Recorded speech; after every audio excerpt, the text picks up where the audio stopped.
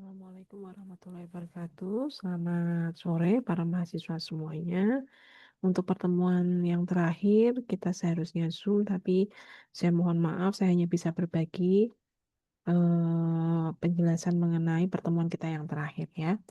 Jadi terakhir kita membahas tentang antibiotik dan anti-TBC. Sekarang kita masuk di farmakologi, antivirus, antelmintik, anti jamur, dan sitostatika. Tapi kita akan mulai dulu di penjelasan tentang farmakologi obat-obat antelmintik, anti jamur, dan sitostatika.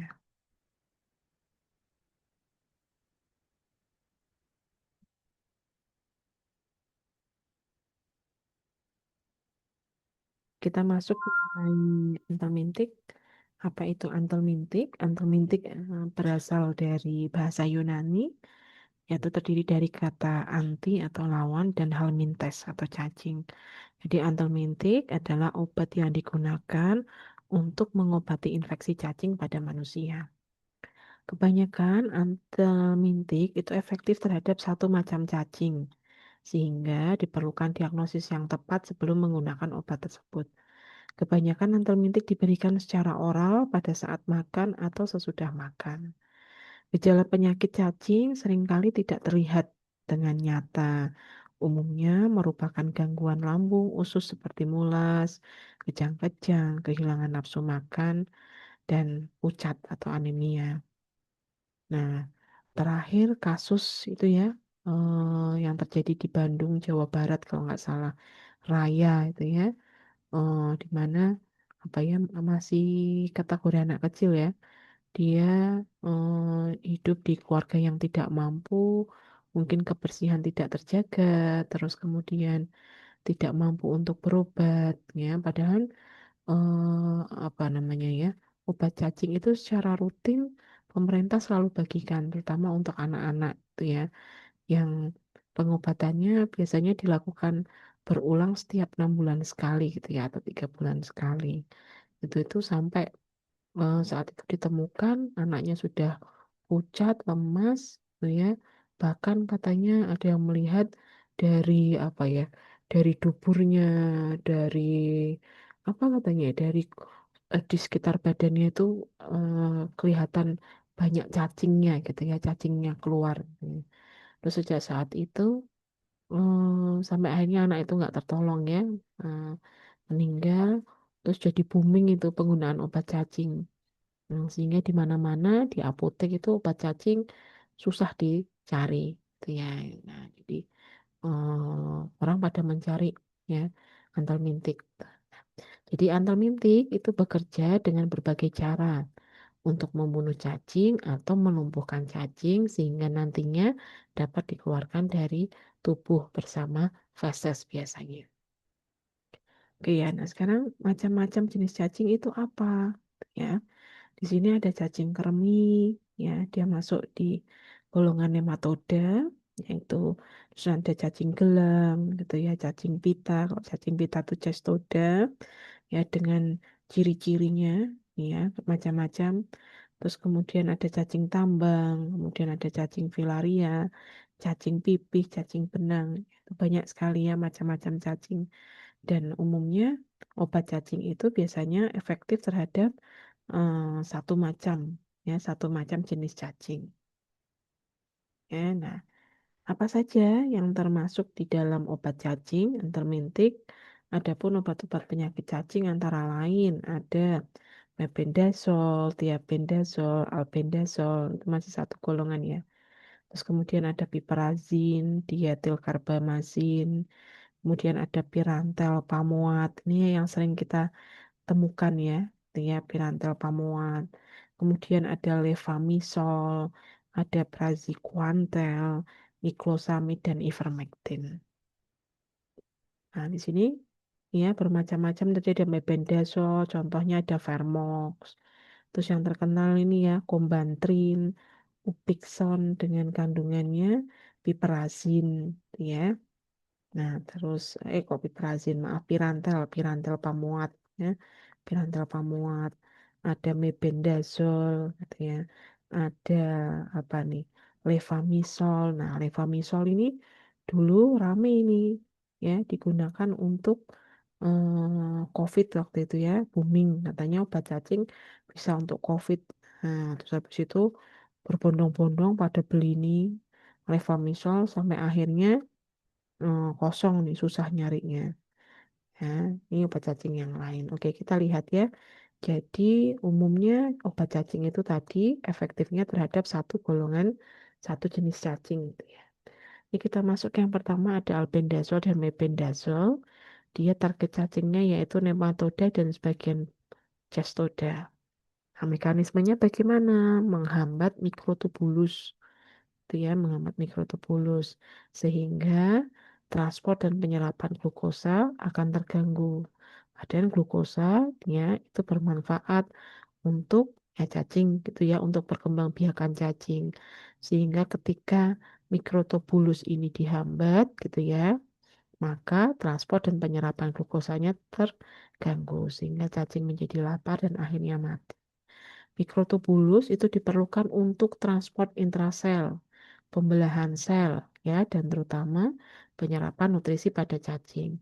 Sehingga ketika mikrotubulus dengan berbagai macam fungsi positifnya ini dihambat oleh albendazole, mebendazole, ya, otomatis ya nutrisi itu ya yang dibutuhkan oleh cacing ini menjadi terhambat ya, terutama di penyerapan glukosa dalam hal ini sehingga cacing akan menjadi lapar dan mati. Itu golongan yang pertama. Terus kemudian ada pirantel, pirantel pamuat. Dia efektif terhadap cacing jenis ini nematoda ya, di mana mekanisme kerjanya kenapa kok cacing itu bisa akhirnya mati gitu ya. Nah, yaitu di mana pirantel ini mempunyai mekanisme kerja yaitu agonis nikotinik ya, bersifat agonis nikotinik. Ya.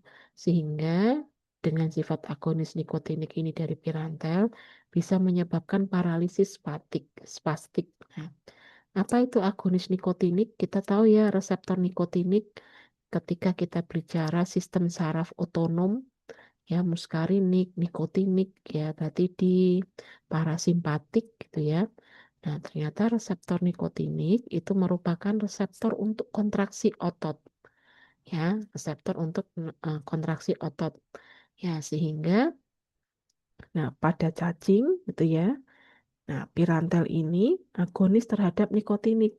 Berarti dia berikatan dengan reseptor nikotinik ya. Karena agonis kan berarti apa ya memperkuat ikatannya dengan reseptor nikotinik. Padahal tadi reseptor nikotin itu digunakan untuk kontraksi otot. Sehingga pirantel yang sifatnya agonis terhadap reseptor nikotinik menyebabkan ya kontraksi otot ini menjadi berlebihan gitu ya, menjadi berlebihan. Sehingga kontraksinya menjadi kuat gitu ya. Kontraksi ototnya menjadi kuat atau berlebihan atau dikenal sebagai paralisis spastik. Ya, yang akhirnya menyebabkan cacing tidak bisa bergerak, malah jadi ototnya malah kontraksi. Jadi terlalu kuat, terlalu kencang malah menyebabkan cacing ini menjadi kaku. Tidak bisa bergerak, ya, kaku. Akhirnya dia dilepaskan dari dinding usus, gitu ya. Dan kemudian dia keluar bersama feses. Gitu ya, jadi agonis nikotinik. Mekanisme kerja ini serupa dengan golongan levamisol, ya, bukan golongannya obat levamisol, gitu ya. Dia juga untuk jenis nematoda, cacing jenis nematoda juga sama. Dia mempunyai mekanisme kerja yaitu menstimulasi reseptor nikotinik sehingga menyebabkan kontraksi ototnya berlebihan atau kita kenal sebagai paralisis spastik. Oke ya. Kemudian kita beralih ke obat yang lain yaitu piperazin, gitu ya. Nah, piperazin di sini target cacingnya sama, jenis nematoda. Bagaimana mekanisme kerjanya dalam membunuh cacing? Si piperazin ini dia agonis terhadap GABA. Ya, agonis berarti dia memperkuat ikatan GABA tadi, gitu ya. Ya, pada otot cacing. Nah, sehingga menyebabkan paralisis flasid. Tuh, apa itu paralisis flasid? Jadi si perazin di sini dapat mengaktifasi reseptor GABA. Ya, kita tahu GABA merupakan neurotransmitter yang sifatnya inhibitory. Ya, satu-satunya neurotransmitter yang menurunkan aktivitas neurotransmitter yang lain, gitu ya. Nah, jadi si piperazin ini agonis terhadap GABA, sehingga dia mengaktifasi reseptor GABA, menyebabkan kanal ion klorida Cl- itu terbuka, ya sehingga klor ini banyak masuk ke dalam sel. Jadi di dalam sel muatannya menjadi lebih banyak negatif. Kalau dalam sel itu muatannya negatif, ya dia bisa terjadi yang namanya hiperpolarisasi, ya. Menjadi apa? Malah menjadi diam, tenang, ya tidak ada aktivitas karena GABA itu efeknya adalah menghambat aktivitas, ya. Ya, sehingga otot menjadi lemas gitu ya. Di otot menjadi lemas ya karena tadi GABA itu sifatnya inhibitori. Dengan muatan min yang banyak di dalam sel ya menjadi aktivitasnya turun. Nah, ini terutama di otot ini. Jadi otot menjadi lemas sehingga menyebabkan cacing menjadi lumpuh. Ya, dia nantinya akan keluar dari tubuh, gitu ya, atau disebut paralisis flasid, kelumpuhan lemas. Lain kalau paralisis spastik, kekakuan otot, gitu ya, kontraksinya berlebihan. Oke, saya lanjut. Nah, kemudian ada obat ivermectin, gitu ya. Ivermectin, ini nama patennya ada Ermec, gitu ya. Ini digunakan untuk cacing, filariasis, dan nematoda. Mekanisme kerjanya bagaimana? Jadi ivermectin dia mengaktifasi kanal ion klor. Sama seperti GABA tadi ya. Nah, jadi aktivasi kanal klor, saya geser saja. Ya, sehingga klor yang sifatnya negatif, yang muatannya negatif akan masuk ke dalam sel. Nah, banyaknya klor yang bermuatan negatif masuk ke dalam sel otot, cacing, maka muatan di dalam sel menjadi lebih negatif. Sama halnya seperti tadi yang kata ya, sehingga menjadi hiperpolarisasi. Nah, kalau terjadi hiperpolarisasi, muatannya negatif menjadi diam, ya maka impuls saraf tidak bisa terbentuk, ya tidak bisa terbentuk. Nah, jadi impuls saraf tidak bisa berpindah dari satu saraf, jadi tidak bisa terhantar gitu ya, sehingga otot tidak dapat lagi berkontraksi. Ya, otot tidak dapat berkontraksi lagi sehingga otot cacing akan kehilangan tonus, menjadi lemas dan lumpuh. Sama ya, paralisis flasid. Cacing akan terlepas dari mukosa usus dan dikeluarkan oleh tubuh. Terus kemudian ada praziquantel, yaitu untuk cacing target cacingnya itu yang trematoda dan cestoda. Nah, nanti apa saja itu jenis cacingnya tadi yang di depan ya. Trematoda contohnya apa, cestoda contohnya apa. Nah, bagaimana praziquantel ya dalam apa? Dalam membunuh cacing itu dengan cara meningkatkan kalium di mana muatannya 2 plus gitu ya, influx gitu ya. Sehingga peningkatan Ca di sini dapat menyebabkan kontraksi sehingga menyebabkan kematian pada cacing. Jadi di sini praziquantel dia akan membuka kanal ion Ca2 plus sehingga Ca2 plus masuk banyak ke dalam membran sel. Kalau tadi muatannya minus, maka impuls rangsangan terhambat. Ya, jadi dia lemes gitu ya, tidak mau terjadi suatu impuls di dalam sel. Kalau ini kebalikannya, di dalam sel muatan positifnya semakin banyak karena Ca2 plusnya masuk. Ya, sehingga banyak positifnya, berarti impuls apa namanya, impuls saraf itu terjadi berlebihan gitu ya.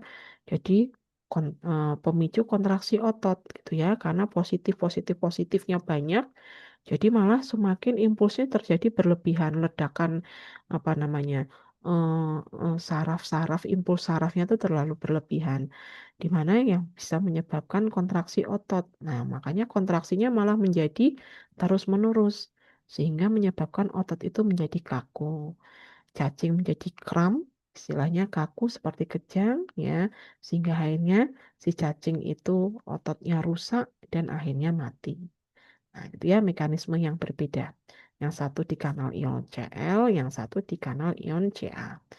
Terus kemudian ada obat yang lain, niclosamid. Dia efektif terhadap cacing cestoda, jenis cestoda. Mekanisme kerjanya dengan menghambat fosforilasi oksidatif. Gitu. Apa itu fosforilasi oksidatif? Yaitu proses di mana sel menghasilkan ATP, ya adenosin trifosfat. Nah, ATP eh, manfaatnya banyak ya untuk energi, gitu ya, untuk energi bagi si cacing. Nah, ini dihambat ini. Proses di mana sel menghasilkan ATP ini dihambat oleh niklosamid, ya, sehingga ATP tidak terbentuk. Sel hanya sel menjadi kekurangan energi, sehingga cacing akan kehabisan energi dan akhirnya mati. Nah, itu ya, itu kurang lebihnya entalmentik ya, dengan mekanisme kerjanya. Saya buat singkat saja supaya lebih cepat untuk dipahami. Oke, kita masuk ke antifungi. Antifungi berarti anti jamur, ya. Nah, saya geser dulu. Antifungi atau anti jamur adalah obat-obat yang berdaya, ya, yang berefek menghentikan pertumbuhan atau disebutnya fungistatis atau mematikan jamur, yaitu fungisid. Nah, jadi ada kemungkinan ya dia hanya bersifat sebagai fungistatis atau dia bersifat fungisid. Nah, ini gambaran dari komponen-komponen jamur gitu ya, beserta obat-obat yang bekerja, ya, obat antifungi yang bekerja di komponen jamur di sini. Kalau kita perhatikan ini jamur gitu bulat ini gitu ya, itu terdiri dari apa saja sih gitu ya. Sebelum kita masuk ke obatnya apa, kita harus lihat dulu nih. Komponen jamur itu meliputi apa? Yang pertama dinding sel. Ya, ini dinding sel. Nah, dinding sel dari jamur samping, berarti yang tepi ini, itu ya terdiri dari ya ada kitin, ada glukan, dan kadang-kadang ada manan. Nah, ini ya, jadi ini yang tergambarkan di sini yaitu glukan, senyawa beta glukan, nah, 1,3 beta glukan. Nah, gitu ya, itu penyusun dari dinding sel. Terus kemudian setelah dinding sel, yang agak dalam yaitu membran plasma. Ya, di bagian dalamnya ada membran plasma. Kalau dinding sel kan yang luar. Dalamnya ada membran plasma. Di mana membran plasma ini gitu ya terdiri atau tersusun dari fosfolipid, ya, fosfolipid. Nah, ini plasma membran ini ya. Ini Mbak Mas, ini plasma membran di bagian paling dalam ini ya tersusun dari fosfolipid. Ya, fosfolipid kita tahu ya ini ya. Satu kepala dua kaki gitu ya. Nah, ini bagian membran plasma. Dan kalau di jamur itu ada ergosterol. Ya, ada senyawa ergosterol. Mana di sini gambaran ergosterol ya? Nah, ini ada senyawa ergosterol itu bagian dari membran plasma. Ya, kalau di manusia itu mirip kolesterol. Ya. Nah, tapi kalau ergosterol itu spesifik untuk jamur. Nah, kemudian ada sitoplasma, bagian di dalamnya lagi berisi air, ion, enzim, gitu ya, ribosom, ya, kemudian organel seperti mitokondria, skualen. Skualen itu sebagai prekursor dari sterol. Saya ulangi ya, jadi setelah dari membran plasma, bagian di dalam jamur, yaitu sitoplasma, itu berisi air, ion, enzim-enzim, ribosom, ya, kemudian organel seperti mitokondria, dan skualen. Ya, nah, skualen itu biasanya digunakan sebagai prekursor dari sterol, prekursor untuk pembentukan ergosterol. Nah, ini ya. Jadi skualen itu yang terdapat di dalam sitoplasma itu digunakan untuk pembentukan ergosterol, di mana ergosterol itu tadi untuk menyusun membran plasma. Itu ya, ini fungal plasma membran. Ya, ada fosfolipid, satu kepala dua kaki, dan ada penyusunnya yaitu ergosterol, di mana ergosterol ini dibentuk berbahan dasar skualen yang ada di dalam sitoplasma. Ya, dengan urutan skualen ini akan dirubah oleh enzim lanosterol demetilase menjadi lanosterol. Nah, lanosterol kemudian diubah menjadi ergosterol. Lebih dalam lagi di dalam Jamur komponennya yaitu ada inti sel, nukleus. Ya, ini nukleusnya yang ini. Nah, di dalam nukleus pasti ada DNA dan RNA. Kemudian ada mitokondria, vakuola, ribosom, hifa, dan spora. Ya, ini ya. Oke, nah ini kalau kita perhatikan di sini letak apa terlihat ya ini tulisan yang ada tanda panah strip ya tanda panah terus garis-garis ini adalah obat ya golongan dari anthelmintic ya dia bekerja dengan cara yang menghambat di sini ya ada yang menghambat dari beta glukan sintase ya. Nah, ini beta glukan sintase ini tujuannya ya dia adalah enzim untuk mensintesis terbentuknya glukan. Kita tahu glukan tadi berfungsi untuk membuat dinding sel. Sehingga kalau enzim beta glukan sintasenya ini dihambat oleh golongan ekinokandins ya, maka dinding sel ini akhirnya tidak akan bisa rapat, tidak akan terbentuk ya atau nanti menjadi lubang gitu ya. Terus kemudian ada golongan azolens gitu ya, azolens. Karena di sini ada pompa ini ya untuk keluar masuknya ion di sini. Ini dihambat, ditutup. Terus ada lagi golongan pyrimidins, analog pyrimidins. Dia menghambat penyusunan DNA, RNA di sini, mengkacaukan di sini. Ya, ada golongan alil amin, polines, ada azoles ini sama. Nah, oke ya, nah sekarang kita lihat satu persatu. Antel mintik. Ini sama gambarannya antel mintik itu ya. Nah, ini jadi jamur tadi ada dinding selnya, kemudian membran plasma yang lebih dalam lagi. Jadi dia disusun dari ergosterol gitu ya. Terus kemudian lebih dalam lagi inti selnya terdapat DNA, RNA gitu ya. Dan ini yang merah-merah ini itu adalah letak titik kerjanya. Ya, yuk kita lihat lebih detail lagi. Nah, ini kita bahas satu persatu golongannya. Yang pertama antelmintik golongan polian. Contoh obatnya adalah amphotericin B, ya, atau nystatin juga bisa. Mekanisme kerjanya bagaimana? Ya, golongan polien atau contoh obatnya amphotericin B, nystatin, dia bekerja dengan cara berikatan dengan ergosterol. Ya, ergosterol tadi kan di membran ya, membran sel ya, lebih dalam. Ya, sehingga golongan polian ini dia berikatan dengan ergosterol membentuk pori di membran. Jadi semacam kayak memberi lubang, membuat lubang membran selnya yang membentuk pori di membran sehingga terjadilah kebocoran dari membran sel. Isi selnya menjadi keluar ya dari pori-pori tersebut. Hal ini menyebabkan jamur itu menjadi mati. Nah, ini catatannya di sini bahwa amphotericin itu diberikannya hanya secara IV. Ya, dia obat sistemik yang kuat. Amphotericin itu adalah antifungi yang kuat. Ya, dia hanya diberikan secara intravena. Ya, tetapi kalau dia kan kuat, tetapi ternyata dia mempunyai efek samping yaitu nefrotoksik. Ini toksik bagi ginjal. Ya. Nah, ini kalau untuk nystatin dia diberikan bisa secara topikal maupun secara oral. Kita lihat tadi ya di gambar. Nah, ini amphotericin B, nystatin. Nah, gitu ya. Dia dengan cara berikatan dengan ergosterol. Ya, jadi membuat pori ini dibuat lubang di sini.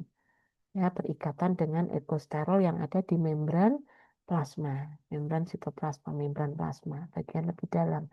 Nah, membuat pori di sini karena dia berikatan dengan ergosterol, ya membuat lubang.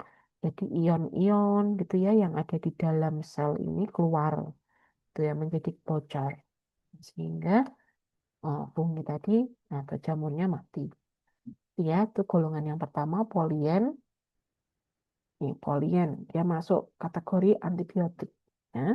Polien antibiotik. Jadi nystatin, amphotericin. Nah, kalau kita sering lihat ya di salep gitu ya ada nystatin nanti dicampur dengan apa kombinasi gitu ya Nah, ternyata nystatin itu masuk golongan antibiotik yang dia bersifat sebagai antifungi. Ya, bisa juga sebagai antifungi. Oke ya, saya lanjut terus golongan azol. Jadi azole tadi ya. Ini azol mana tadi azol? Kalau nggak salah di gambar yang, nah ini azol ini. Kalau ini bilangnya imidazol. Atau tadi kalau dilihat dari gambar ini, nah ini azols, azols ini ya. Apa yang termasuk di dalam golongan azol? Ya, ini contohnya ada ketokonazol, flukonazol, itrakonazol, vorikonazol. Nah, mekanismenya apa? Ya, yang berarti yang azol-azol belakangnya ini. Ya, dia antifungi dengan mekanisme kerja, dia menghambat enzim 14 alfa demetilase. Ya, nah menghambat enzim 14 alfa demetilase. Ternyata dia merupakan bagian dari sitokrom P450. Nah, sehingga kalau enzim ini dihambat, enzim ini berperan untuk pembentukan ergosterol. Ergosterol tadi bermanfaat atau bagian dari pembentukan membran sel. Sehingga kalau sintesis ergosterol ini terhambat, ya otomatis membran sel itu tidak akan terbentuk. Itu ya, akhirnya jamurnya lisis atau mati. Ya, 14 dimetilase. Nah, di sini ya benar ya, lanusterol demetilase. Nah, ini dihambat oleh azol ya, sehingga ergosterol tidak akan terbentuk. Ergosterol bentuknya biru-biru itu ternyata dia bagian dari membran plasma. Ya, membran plasma. Ya, jadi komponen penyusun membran plasma ada ergosterol yang warnanya biru dan fosfolipid kepala 2 ekor. Nah, itu dihambat enzimnya ya supaya kalau ini dihambat ergosterol tidak terbentuk sehingga di sini tidak akan bisa tersusun membran plasma. Nah, di golongan azol ya. Terus kemudian ada golongan ekinokandin. Contoh obatnya ada kaspofungin atau mikafungin. Yang jarangnya kita dengar ya. Nah, tapi ternyata ada di sini dia pemberiannya secara IV. Nah, kalau yang azol tadi bisa oral, bisa intravena, bisa topikal. Tapi yang paling banyak digunakan yang oral atau topikal. Nah, tadi golongan yang ketiga ekinokandin dengan contoh obatnya kaspofungin atau mikafungin. Mekanismenya yaitu menghambat sintesis beta 1,3 glukan ya pada dinding sel jamur. Ya, sehingga apa? Kalau sintesis beta 1,3 glukannya ini dihambat, maka glukan tidak terbentuk. Padahal glukan itu komposisi penyusun dari wall cell tadi ya, dinding sel tadi. Kalau dinding selnya nggak terbentuk, ya sudah, ya bocor ya, hancur ya, ya sehingga jamurnya akan mati. Yaitu ikinokandin diberikan secara IV, efektif untuk Candida dan Aspergillus. Terus kemudian, nah dia ekinokandin, nah ini. Jadi dihambat ini beta glukan sintasenya, pembentukan 1,3 beta glukan ini. Golongan ekinokandins. Ya, di sini. Jadi dia menghambat enzim untuk membentuk glukan. Nah, terus golongan yang berikutnya ada alil amin. Alil amin dengan contoh terbinafin dan naftifin. Nah, bagaimana kerjanya golongan alil amin? Yaitu menghambat skualen epoksidase. Enzim ya, nah, menghambat skualen epoksidase. Sehingga menyebabkan skualen itu menumpuk. Ya, jadi skualen ini tidak dirubah menjadi lanosterol, akhirnya ekosterol karena ini dihambat. Skualen epoksidase dihambat sehingga skualen tidak bisa dirubah menjadi ergosterol. Skualen hanya menumpuk sehingga ergosterol menjadi berkurang. Umumnya untuk infeksi kulit ya jamur pada kulit diberikannya secara oral dan topikal. Coba kita lihat skualen epoksidase. Ya, tadi apa? Nah, ini ya, epoksidase golongan alil amin. Nah, ini dihambat. Kalau skualen epoksidase dihambat, berarti skualen tidak bisa dirubah menjadi ergosterol. Terus kemudian golongan antimetabolit. Contohnya fluksitosin atau 5 strip FC. ya, fluoksitosin sama obatnya. Jadi fluoksitosin itu akan diubah menjadi 5-fluorourasil. Nah, jadi tadinya belum aktif ini.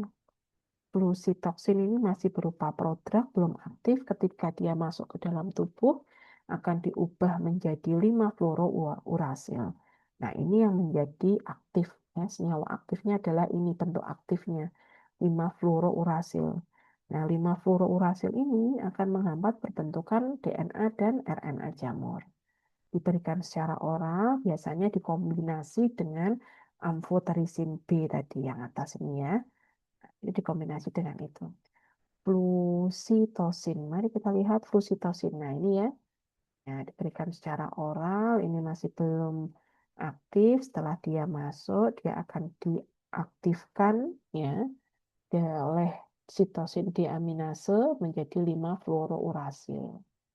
Nah, 5-fluorourasil ini yang akan mengkacaukan ini ya. Nah, ya, inti selnya. Ya, menghambat sintesis DNA, RNA jamur. Terus kita masuk griseofulvin, contoh obatnya ya griseofulvin, ya. Dia digunakan untuk biasanya infeksi jamur pada rambut, kuku, itu ya, diberikannya secara oral, mekanismenya dengan mengikat mikrotubulus, ya, sehingga dapat menghambat pembelahan sel. Ya, mikrotubulus berarti kan di sini ya, nah, di inti selnya. Ya, ini griseofulvin, dia bekerja di sini. Nah, menghambat pembelahan mitotic spindle. Ya, ini kan berarti kan bergabung saling menjalin, gitu ya. Nah, ini dihambat dengan griseofulvin.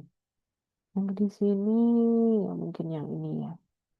Oke, saya lanjut. Terus kemudian ada siklopirox.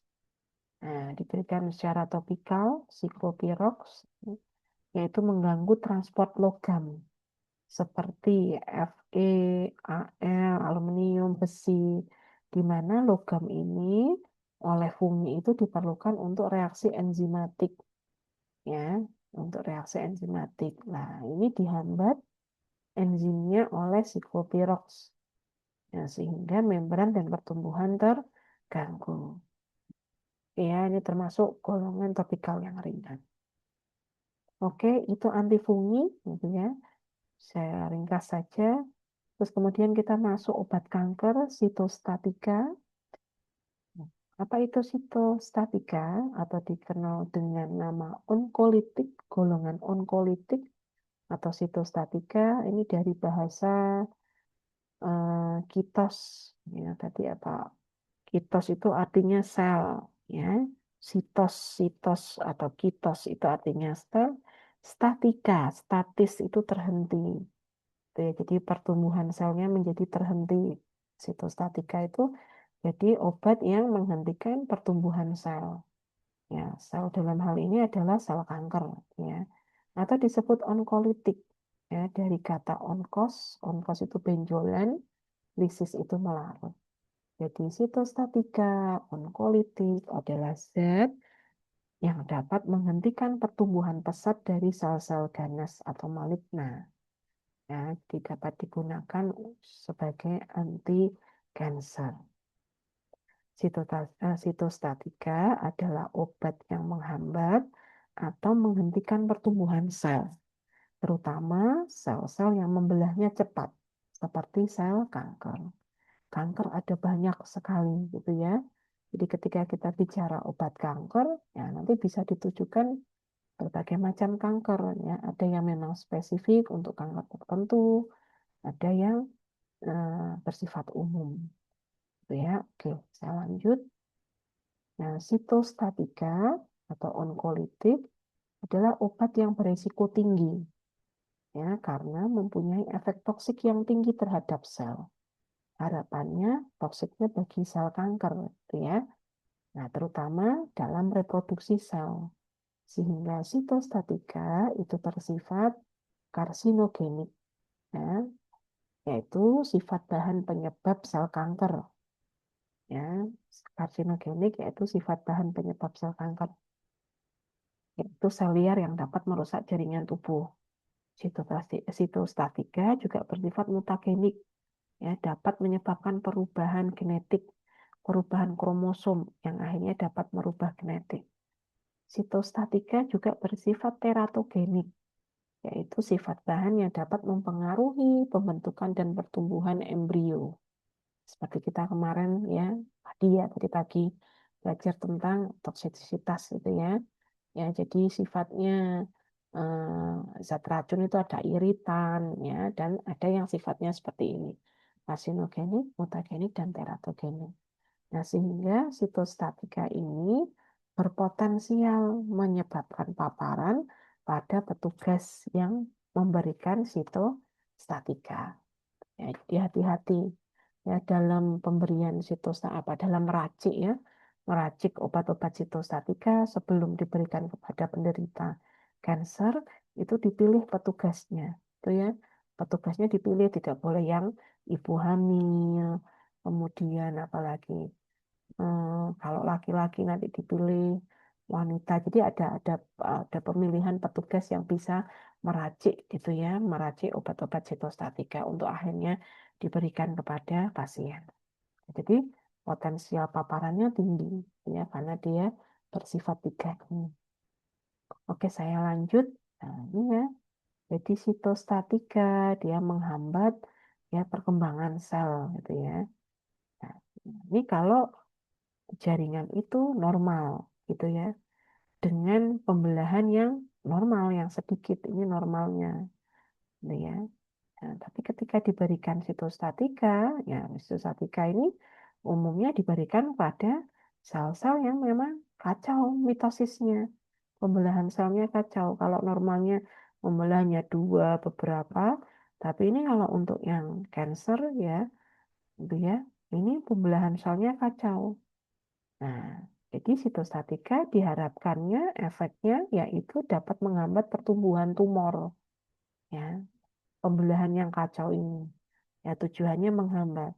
Tapi ternyata ya, nah dia bisa mempunyai efek samping gitu ya. Yang tadi potensi terjadinya paparan.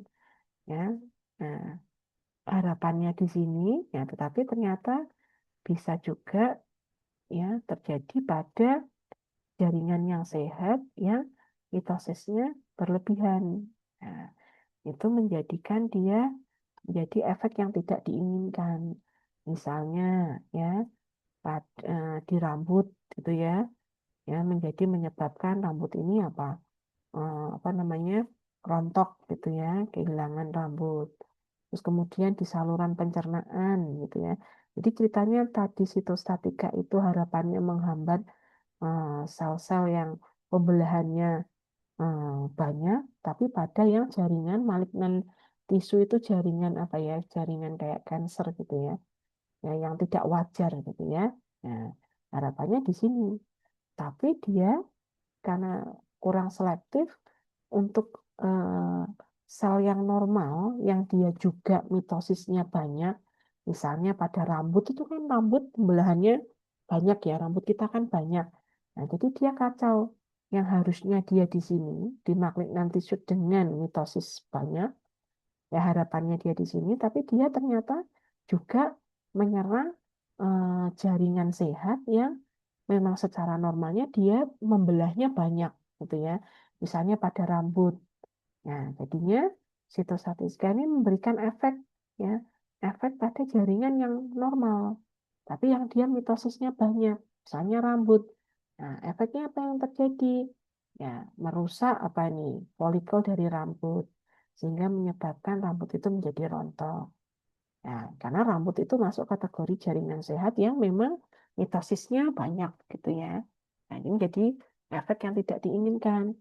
Nah, ini misalnya di saluran pencernaan, ternyata dia menghambat apa nih, epithel renewal, gitu ya. Dia bisa menyebabkan diare.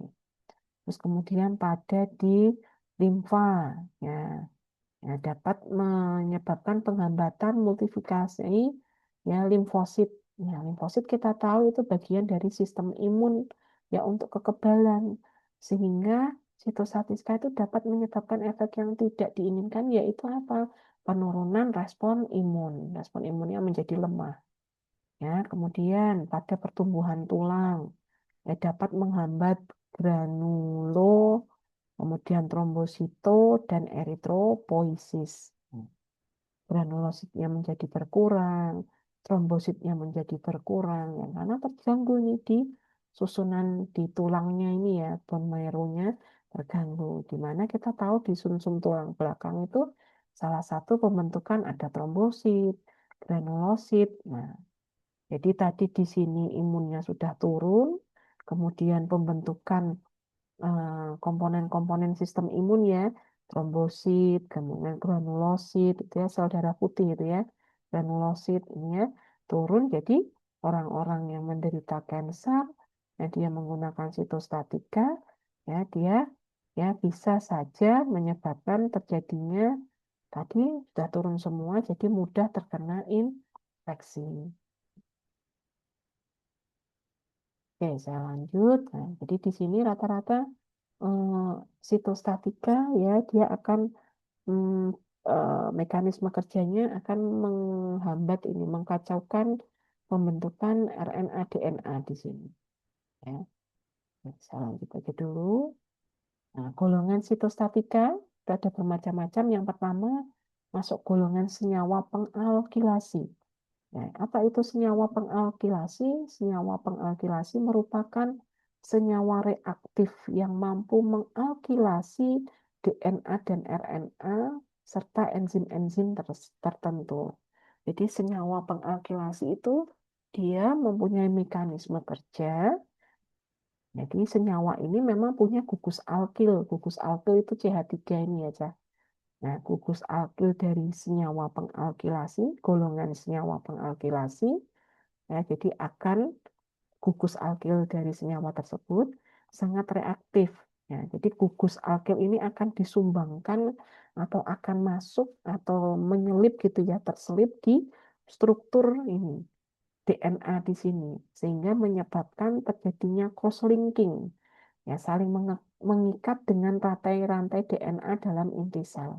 Jadi misalnya dia ada guanin, ada apa nih, adenosin gitu ya. C-nya apa saya kok lupa.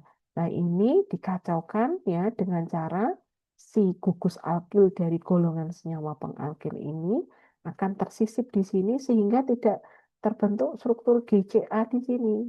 Nah, jadi dia masuk sehingga struktur DNA ini ya, nah, dia jadi cross-linking, saling mengikat. Nah, ini kalau susunan ini nggak terbentuk ya otomatis DNA-nya menjadi namanya putus ini ya. Nah, jadi gugus alkilnya akan menyebabkan cross-linking saling mengikat dengan rantai-rantai di DNA di dalam inti sel. Biasanya pada atom N7 di guanin, berarti G di sini. Sehingga penggandaan DNA akan terganggu dan pembelahan sel akan dirintangi.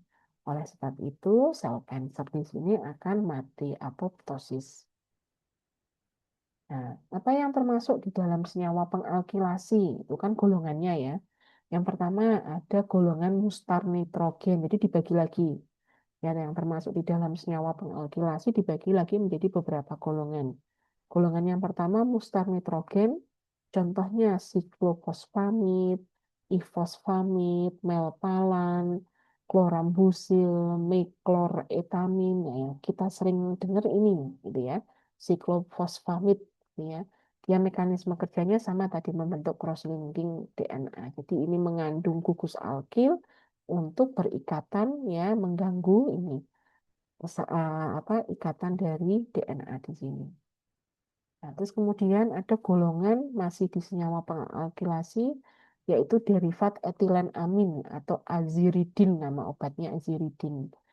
Oh, bukan golongannya ya, golongannya aziridin. Contoh obatnya ini ada teotepa, trietil, trietilen elamin, TEM ya. Dia alkilasi DNA melalui cincin aziridin. Cincin aziridin. Terus kemudian ada golongan alkil sulfonat masih masuk di senyawa pengalkilasi. Ya, dia sama memang dia masuk senyawa pengalkilasi ya, berarti akan alkilasi DNA ya, sehingga replikasinya jadi terhambat. Contohnya di sini busulfan Ya, dia spesifik untuk kanker leukemia, ya, sel darah putih, ya, terganggu di sini, ya, leukemia. Terus ada golongan nitrosourea. Ya. Nah, nitrosourea keunggulannya dia dapat menembus sawar darah otak. Ya, biasanya digunakan untuk tumor otak. Ya, karena dia punya keunggulan dapat mudah menembus sawar darah otak. Karena BBB itu brain eh, blood bar- blood brain barrier, B-nya ini barrier. Nah, otak itu kan bariernya sangat kuat sekali, ya. Barrier. Jadi untuk menembus otak itu obat susah, gitu ya. Ya, biasanya dia lebih bersifatnya eh, hipofilik gitu ya. Jadi lebih suka lemak gitu ya. Jadi bariernya sangat kuat. Nah, ini kelebihan dari golongan nitrosourea, ya, dia masuk senyawa pengalkilasi, dia mampu menembus sawah darah otak sehingga golongan ini biasa digunakan untuk tumor otak. Contohnya ada carmustine, lomustine, ya, streptozotocin. Oke ya, saya lanjut. Nah, ini golongan senyawa pengalkilasi, alkylating agent. Ya, mekanismenya mengubah struktur dan fungsi DNA, cross-linking tadi dari gugus alkilnya, gitu ya. Jadi kacau ini struktur CGA-nya kacau, sehingga DNA tidak dapat berkembang. Gitu ya. Akhirnya selnya mati apoptosis. Nah, ini indikasinya macam-macam. Ada yang digunakan untuk leukemia, tadi ada yang tumor otak, ya, melanoma malignan, kanker kolorektum. Ya. Nah, ini efek sampingnya. Nah, ini contoh-contoh obatnya. Ini senyawa patennya. Oke, kita masuk yang berikutnya. Golongan yang kedua, sitostatika, yaitu golongan antimetabolik. Ya, apa itu golongan antimetabolik? Jadi antimetabolik itu merupakan suatu produk, ya, prodrug. Apa produk? Prodrug itu berarti dia belum aktif. Bentuk awalnya dia belum aktif. Jadi obat golongan antimetabolik itu dia belum aktif. Nah, prodrug ini ketika masuk di dalam tubuh, dia akan mengalami biotransformasi menjadi produk aktifnya. Nah, produk aktifnya inilah yang akan bekerja dari sejumlah mekanisme berbeda untuk menghambat pembelahan sel, ya, perkembangbiakan sel, proliferasi sel. Nah, mekanisme kerjanya bagaimana? Golongan antimetabolik akan mengganggu sintesis DNA dengan berperan sebagai antagonis kompetitif. Jadi antimetabolik ini dia mempunyai peran sebagai antagonis kompetitif. Karena rumus kimia obat dari antimetabolik ini mirip dengan metabolit tertentu yang penting bagi fisiologi sel, gitu ya. Jadi tadi karena dia struktur si golongan antimetabolik itu mirip, gitu ya. Jadi eh, antara lain apa misalnya? Jadi rumus struktur kimia dari antimetabolik itu mirip asam folat. Sebentar, baterainya habis. Nah,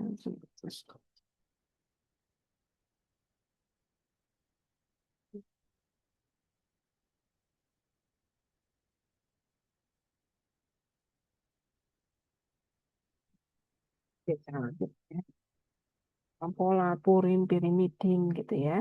Nah, jadinya eh, eh, apa nih pembentukan DNA terganggu karena dia malah tidak akan bisa terbentuk asam folat, purin, pirimidin gitu ya. Jadi malah berikatan dengan si golongan antimetabolik ini. Artinya seperti itu. Jadi golongan antimetabolit akan terbagi menjadi tiga. Yang pertama antagonis folat. Ya, contohnya metrotexat. Nah, ini juga terkenal ya, metrotexat. Nah, jadi apa yang antagonis, ya, berarti lawannya. Jadi si metrotexat ini, ya, yang mengkacaukan pembentukan dari asam folat. Terus ada antagonis dari purin. Contohnya mercaptopurin, tioguanin. Ya, jadi dia mengkacaukan pembentukan purin. Kemudian antagonis pirimidin. Contohnya fluorouracil, sitaradin, azacitidin. Ya, ini obat-obat oral ini. Metrotexat itu oral. Nah, itu dulu saya pernah ikut pelatihan itu kadang tenaga teknis kefarmasian TTK gitu ya, dia nggak paham kalau metotrexat itu obat kanker. Ya, dia termasuk golongan sitostatika itu dia nggak paham. Ya, dia nggak paham, jadi dia dengan santainya, misalnya harus digerus, ya dia dengan santainya menggerus di lingkungan terbuka, bareng sama TTK lainnya dipakai untuk menggosip gitu. Padahal dia bahaya tadi, resiko paparannya tinggi yang bisa menyebabkan tadi teratogen, makanya nggak boleh petugas itu dalam kondisi yang hamil, itu nggak boleh karena dia bisa masuk terhirup ya, terhirup atau mungkin kena kulit kita. Ya, dia bisa menyebabkan tadi teratogen atau tadi enggak tadi apa mutagenik gitu ya, karsinogen. Nah, ya, oke saya lanjut ya. Nah, ini antimetabolit, jadi menghambat enzim-enzim yang digunakan sebagai bahan penyusun DNA. Apa tadi? Ya, kayak tadi contohnya mengganggu asam folat, purin, pirimidin. Ya, nah, padahal tadi tiga senyawa itu penting untuk penyusun DNA. Nah, indikasinya bisa digunakan untuk leukemia, bisa digunakan untuk kanker payudara, kanker rahim ya dan saluran pencernaan. Ini efek sampingnya. Ini contoh obatnya tadi ada fluorouracil, methotrexat gitu ya. Terus apalagi ini sitarabin ya. Itu juga ternyata sitostatika. Hati-hati penggunaan maksudnya bersentuhan dengan senyawa-senyawa yang sifatnya atau mempunyai efek sitostatika itu harus berhati-hati. Ini nama patennya. Contoh obat patennya. Oke, kita masuk ke golongan sitostatika yang ketiga. Sitostatika yang ketiga yaitu anti cancer produk alam. Memang didapat dari bahan alam gitu ya.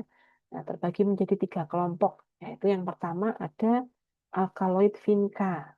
Ya, alkaloid vinca. Contohnya ada vinblastin, vincristin, itu didapat dari tanaman itu loh apa pukul 4 sore itu loh yang warnanya pink putih. Nah, itu dia ternyata mengandung senyawa yang bisa bersifat sebagai anti kanker sitostatika. Ya, jadi punya kerja mengganggu mikrotubulus sehingga sel tidak bisa membelah atau metafase. Terus kelompok yang lain ada antibiotik ya. Contohnya ada daktinomisin, mitomycin, antrasiklin, ya, antrasiklin, mitramisin, bleomisin. Nah, dengan mempunyai mekanisme dapat mengikat DNA atau menghasilkan radikal bebas. Nah, jadi radikal bebas yang dihasilkan oleh ini, daktinomisin dan seterusnya ini, jadi radikal bebas ini dapat merusak DNA. Terus kemudian masih dari bahan alam ada L-asparaginase, ya, jadi dari jamur ya. Jadi dia merupakan sediaan parenteral dengan mekanisme kerja menghabiskan L-asparagin plasma ya sehingga sel leukemia tidak dapat mensintesis asparagin sehingga sel akan mengalami kematian. Nah, ini contohnya jadi mekanisme kerjanya gitu ya. Ya, jadi dia menghambat mikrotubulus, gitu ya. Jadi menghalangi mitosis secara inhibisi fungsi kromatin ya dari bahan alam. Ya. Nah, contohnya untuk eh, kanker paru-paru, payudara, limfoma, leukemia, ini efek sampingnya dapat menyebabkan kerontokan rambut, menyebabkan mual muntah. Ini tadi ada vinblastin, vincristin. Oke ya. Saya lanjut golongan sitostatistika yang keempat yaitu hormon. Ya, disebut golongan hormon. Maksudnya apa di sini? Jadi obat kemoterapi ya, yang masuk di golongan hormon ini yaitu bekerja dengan menghambat pengaruh hormon. Ya, jadi ya memang dia hormon sitostatikanya dia berupa hormon ya, obat yang dia berupa hormon diberikan ya dengan tujuan untuk menghambat pengaruh hormon yang dibutuhkan sel kanker untuk tumbuh. Ya, Biasanya obat-obat sitostatika yang golongan hormon ini digunakan untuk kanker yang sensitif terhadap hormon.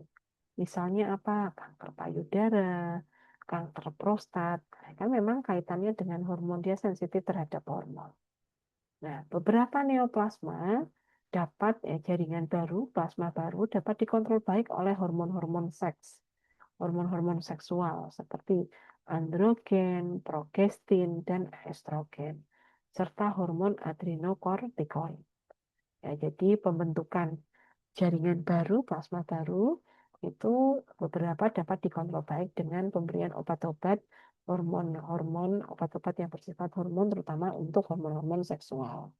Mekanisme kerjanya bagaimana? Jadi obat-obat golongan hormon ini akan mengikat secara khas reseptor pada sitoplasma dan mengubah struktur reseptor. Pembentukan kompleks antara hormon dengan reseptor, jadi obat yang hormon ini dengan reseptor, akan menuju inti, kemudian bereaksi dengan sisi reseptor, dan mempengaruhi proses transkripsinya. Nah, ini itu ya, tadi hormon ya. Nah, ini contohnya ya, ada anti estrogen ya, golongan anti estrogen. Jadi masuk golongan hormon ada golongan anti estrogen. Contohnya tamoxifen, fulvestrant ya, yang familiar yang tamoxifen. Mekanismenya bagaimana? Dengan menghambat atau merusak reseptor estrogen. Jadi dia bekerja pada hormon gitu ya. Hormon atau pada reseptor yang diikat oleh hormon estrogen. Nah, dia dihambat. Ya, berarti indikasi utamanya untuk apa? Yang kaitannya dengan reseptor estrogen di sini untuk kanker payudara. Ini efek samping yang khasnya. Terus ada golongan masih di golongan hormon gitu ya. Ada inhibitor aromatase. Apa itu aromatase? Pasti enzim ya. Ada belakangnya ase. Ase itu berarti enzim. Jadi aromatase adalah enzim pembentuk estrogen dari androgen. Nah, sehingga ketika aromatase ini, enzim aromatase ini dihambat, gitu ya, maka estrogen tidak terbentuk. Ya, contohnya ada anostrozol, letrozol, exemestan. Nah, jadi dia menghambat pembentukan estrogen karena enzim ini dihambat sehingga androgen tidak mampu diubah menjadi estrogen. Nah, contohnya kanker payudara yang biasanya terjadi setelah menopause. Ya, jadi menopause itu ya berarti tubuh tidak lagi mengalami siklus haid ya. Nah, padahal haid itu penting gitu ya. Karena ketika terjadi penebalan dinding rahim gitu ya, berarti progesteronnya terlalu berlebihan gitu ya, menumpuk terjadi peluruhan. Nah, itu siklus homeostatis keseimbangan antara estrogen dengan progesteron. Nah, ini yang kalau terlalu banyak gitu ya, jumlahnya terlalu berlebihan dapat menyebabkan terjadinya kanker. Nah, gitu ya. Kanker contohnya adalah kanker payudara. Ya. Terus kemudian ada anti androgen gitu ya, digunakan untuk kanker prostat ya, berarti pada laki-laki karena memang androgen hormon pada laki-laki. Waktu tadi perempuan aromatase enzim membentuk estrogen dari androgen memang ada. Wanita juga mengandung ada hormon androgen tapi jumlahnya kecil. Gitu ya, maka kalau jumlahnya berlebihan itu contoh orang perempuan yang kadang muncul kumis. Nah, itu karena androgennya jumlahnya terlalu berlebih. Nah, jadi wanita pun ada androgen. Tapi komponen terbesar androgen dimiliki laki-laki. Nah, di sini contoh golongan anti androgen. Ya, contoh obatnya ada flutamid, bicalutamid, nilutamid. Nah, dia menghambat kerja testosteron pada reseptor yang kaitannya dengan androgen. Digunakan untuk kanker prostat. Terus kemudian ada agonis dari GnRH. Ya, jadi dia contoh obatnya lioprelin, goserelin. Ya, dia menghambat LH, luteinizing hormone gitu ya, atau FSH. Nah, ini dihambat. Sehingga kalau LH dan FSH ini dihambat, maka pembentukan estrogen atau testosteron juga menurun. Nah, biasa digunakan untuk kanker prostat, kanker payudara. Terus kemudian itu agonis GnRH. Ini antagonis GnRH. Tadi agonis, ini antagonisnya. Contohnya digarelik. Antagonis dengan cara memblokir GnRH secara langsung, ya, sehingga menyebabkan penurunan pembentukan hormon seksual. Nanti silahkan dicari GnRH, LH, FSH itu apa sih, ya. Jadi dengan dibloknya GnRH secara langsung oleh digarelik, golongan antagonis GnRH, sitostatika, ya, jadi pembentukan hormon seksnya menurun, ya, sehingga bisa digunakan untuk kanker-kanker yang sensitif hormon. Dalam hal ini adalah kanker prostat. Terus kemudian ada golongan progestin, ya, contohnya medroksiprogesteron. Nah, tadi estrogen ini yang dari sisi progesteron, yang mempunyai efek mempunyai mekanisme kerja yaitu antiproliferatif. Proliferasi itu kan berkembang, berkembang biak, membanyak gitu, membelah gitu ya. Itu dihentikan. Jadi indikasinya untuk kanker rahim, ya, kemudian kanker payudara. Karena progesteron memang ya spesifik untuk rahim gitu ya. Penebalan dinding rahim, nanti akhirnya kalau tidak memang tidak dibuahi dia akan luruh jadilah haid ya. Terus kemudian ada hormon kortikosteroid, contohnya prednison.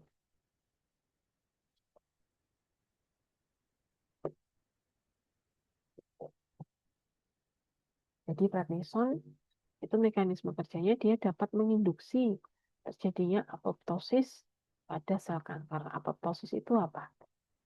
Memati gitu ya. Ya, apoptosis itu sel bunuh diri gitu ya. Ya, supaya ya dia memang mati gitu ya. Mati dengan sendirinya itu wajar ya. Sel normal pun juga mengalami apoptosis kalau regenerasi sel itu. Nah, kalau sel kanker memang ya diharapkan ya terjadi apoptosis, misalnya mati. Contohnya di sini untuk leukemia, limfoma. Oke ya, itu tadi golongan hormon. Ya, sekarang golongan sitostatika yang lain ada topoisomerasi inhibitor. Ya, ASE berarti tadi adalah enzim ya. Apa itu topoisomerase? Enzim apa sih itu? Kenapa kok dia dihambat sehingga kanker akhirnya sel kankernya mati apoptosis tadi ya.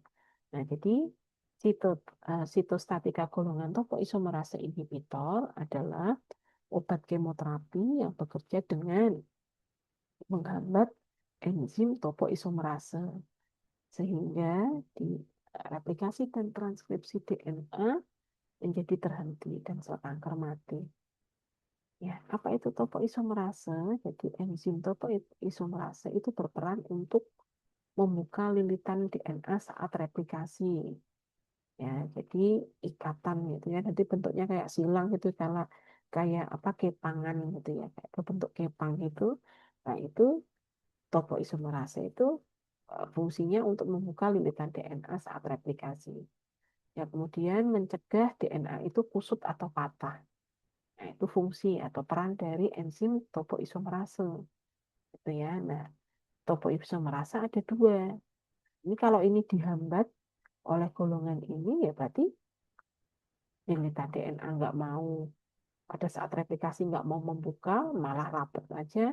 Kemudian DNA jadi kusut dan mudah patah. Nah, jadi menyebabkan sel kanker ini mati ya, karena replikasi dan transkripsi DNA-nya terhenti.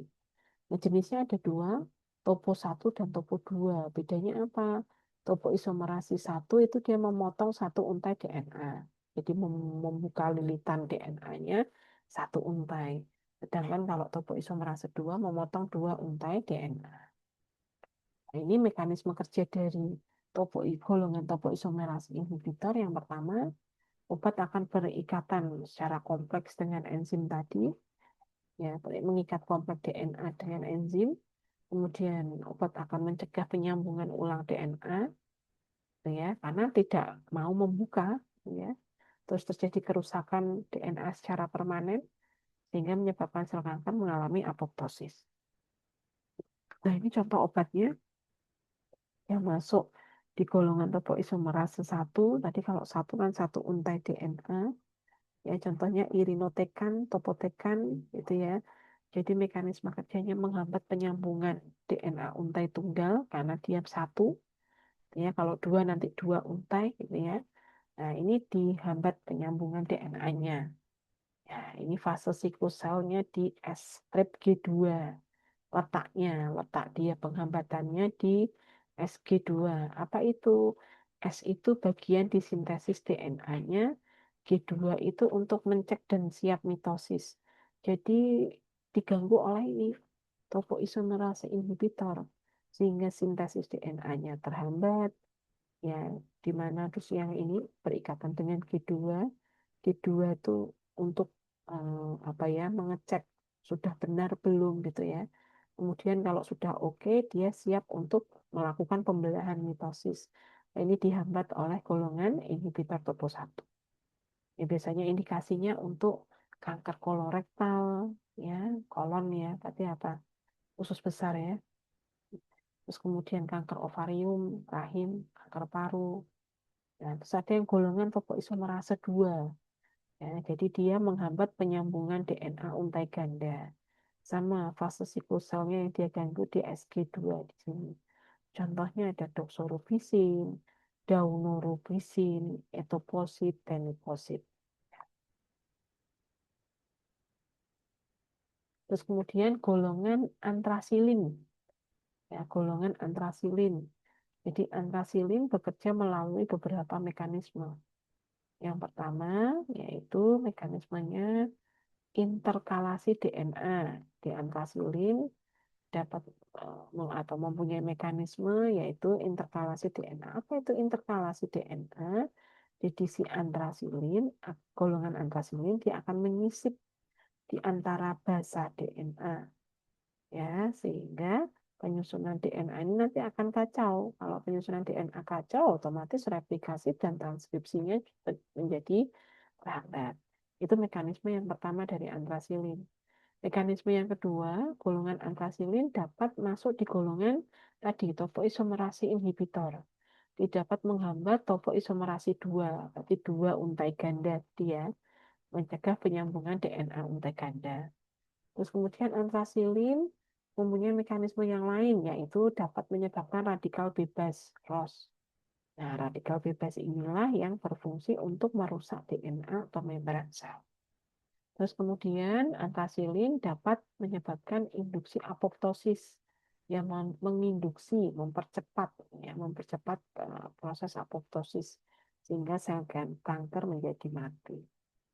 Apa yang contoh obatnya dari antrasiklin? Ada doxorubicin, daunorubicin, epirubicin, idarubicin. Ya, oke. Lanjut. Nah, oh sudah. Untuk golongan terakhir dari sitostatika ada antrasilin. Mungkin itu ya. Itu penjelasan terakhir ya. Nah, ini saya putus dulu, saya akhiri dulu untuk penjelasan farmakologi sitostatika, anthelmintic dan antibiotik. Silahkan dipelajari. Nanti ada satu rekaman lagi menjelaskan tentang anti-DBC dan antivirus. Ya, mungkin itu saja. Terima kasih atas perhatiannya. Selamat belajar. Semoga Allah mudahkan kalian untuk memahami apa yang saya tulis dan apa yang saya sampaikan.